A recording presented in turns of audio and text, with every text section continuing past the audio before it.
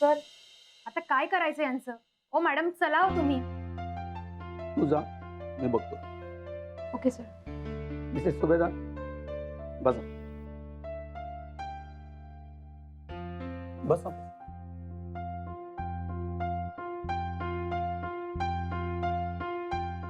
कसं आहे मिसेस सुभेदार, तुम्ही दिलेली कारणं खूपच छोटी आणि इतकीशी न पटणारी आहे, पण तरीही ती खरी आहेत असं मला वाटतं. कारण आजकाल अशी कारणं ऐकायलाच मिळत नाहीत. ट्रेन लेट झाली, गाडी पंक्चर झाली, यातलं काहीही घडलेलं नसताना बिनधास्तपणे खोटं बोलतात.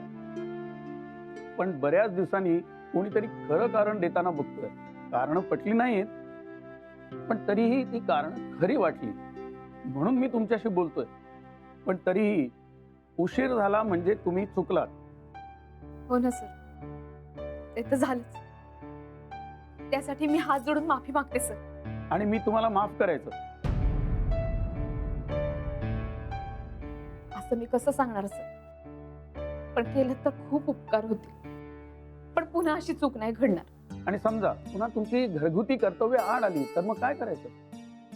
हेच करीन. कर्तव्य आधी आणि मग काम. काय झालं सर? मिसेस सुभेदार, तुम्ही वेगळ्याच आहात. फार दुर्मिळ झाले तुमच्यासारखे लोक हल्ली. मला नाही समजून राहिलं सर. मिसेस सुभेदार, आजकालच्या जगात कर्तव्याला इतकं महत्व कोणीच देत नाही. तो स्वार्थासाठी लोक कर्तव्याला बगल देतात, बिनधास्त खोटं बोलतात आणि इतरांबरोबर स्वतःलाही फसवतात. मला माझ्या आईनं लहानपणी एक गोष्ट सांगितली होती, ती आठवली. एकदा एका राजाच्या स्वप्नात भगवान शंकर आले आणि म्हणाले की तुझ्या राज्याचं कल्याण व्हावं असं वाटत असेल तर तुझ्या राज्यात माझं जे मंदिर आहे ते दुधानं भरून काढ. झालं. राजानं दवंडी पिटवली. ज्याच्या घरात जेवढं जेवढं दूध असेल ते सगळं घेऊन त्यांनी मंदिरात यावं. लोक हंडेच्या हंडे भरून दूध घेऊन मंदिरात आले. घंगाळात ओतू लागले, शंकराच्या पिंडीवर वाहू लागले, पण मंदिर काही दुधानं भरेना. त्याच गावात एका साध्या घरात राहणारी एक गृहिणी होती. तिला ही बातमी कळली होती, पण तिनं गाईचं दूध आधी वासराला दिलं, घरातल्या बाळगोपाळांना दिलं, थोरा मोठ्यांना दिलं आणि उरलेलं वाटीभर दूध घेऊन ती देवळात आली. तिच्याकडे जेमतेम वाटीभर दूध होतं. ते पाहून गावातले लोक हसू लागले, चेष्टा करू लागले. देवळातल्या पुजाऱ्यांचं उपहासानं म्हटलं की एवढ्याशा दुधानं काय होणार आहे? गावातले लोक हंडेच्या हंडे ओतून थकून गेले, तरी पण मंदिर काही दुधानं भरलं नाही. तिनं शांतपणे ते दूध शंकराच्या पिंडीवर वाहिलं आणि चमत्कार झाला. देऊळ दुधानं भरून गेलं आणि प्रत्यक्ष भगवान शंकर प्रकट झाले. त्यांनी लोकांना पडलेल्या उत्सुकतेचं उत्तर दिलं. ते म्हणाले की तिने आपली घरातली सगळी कर्तव्य पार पाडली, सगळ्यांची मन तृप्त केली आणि मग ती इथे आली, म्हणून मी तिच्यावर प्रसन्न झालो. आज त्या गोष्टीची आठवण झाली, म्हणून मी तुमच्याशी बोलायला थांबलो. नाहीतर खोटं बोलणाऱ्या आणि वेळ न पाळणाऱ्या व्यक्तीशी मी बोलतही नाही. धन्यवाद सर. एक मिनिट, तुम्ही असं समजू नका की हे कॉन्ट्रॅक्ट तुम्हाला मिळालंय म्हणून. तुम्ही आज मला तुमच्या मसाल्याचे सॅम्पल्स आणून दाखवणार होतात असं गुप्ते बोलले होते मला. आणलेत? हो, आणले ना सर.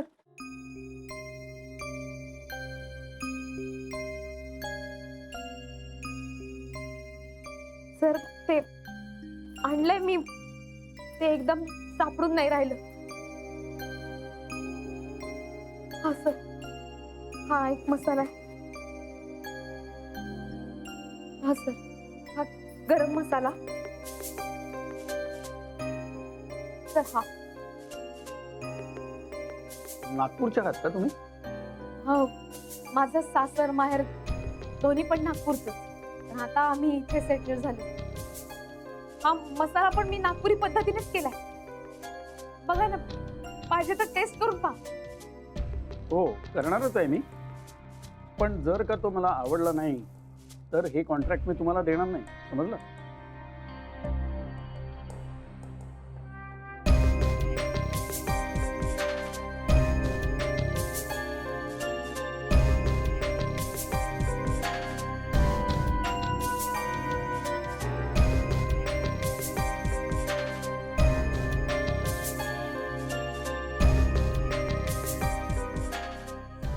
बरं काय झालं सर?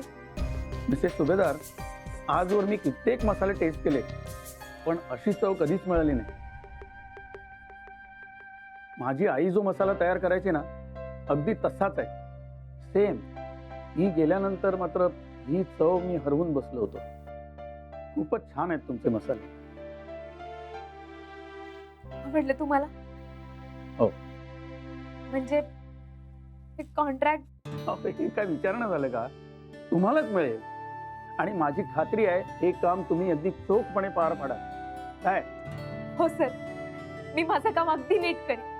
हो, पण हे काम खूप वेळ खाऊ आहे, त्यामुळे तुम्हाला टाइम मॅनेजमेंट नीट करावं लागेल. मला वाटतं तुम्ही कोणाला तरी मदतीला घेऊन हे काम सुरू करावं. सर, माझ्या मदतीला चिक्कार लोक आहेत.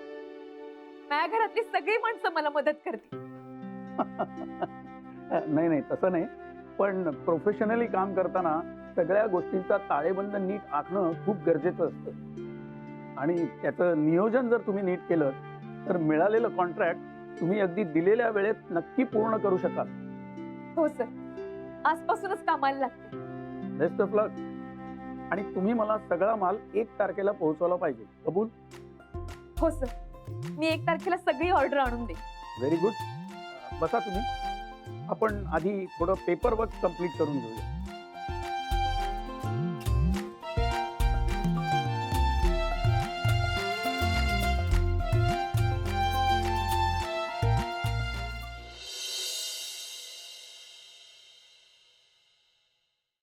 अहो तुम्ही जरा फोन करून बघा ना तिला पुन्हा एकदा. किती वेळ झाला? 8 वाजून गेले, ती अजून आली नाही. खूप वेळ झाला जाऊन तिला. काही येईल का ती? उगाच कशाला काळजी बिळजी करते?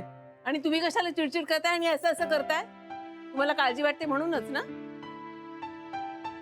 काळजी मी राधिका आली नाही याची नाही करत आहे. मग ज्या निर्लज्ज माणसासाठी तिने सगळी कामं बाजूला ठेवली ना, ते काम तिच्या हातनं जाऊ नये याची काळजी करतोय. अहो तिने सांजेच्या वेळेला असं नका बोलू काहीतरी. असं काहीही होणार नाहीये. तिला काम मिळणारच आहे. बघाल नाही नाही, आली. ये लवकर ये. ये. बस बस बस बस बस बस आधी बस. हा, बरं, काय झालं सांग. जाऊन सांगितलंस का त्यांना पटलं का? ऐकून घेतलं का त्यांनी सगळं? नुसती मान हलू नकोस, बोल काहीतरी. काय काय झालं? नानाजी, मी सगळं नीट सांगितलं त्यांना आणि काम मिळालंय. हा, अरे वा, मस्त.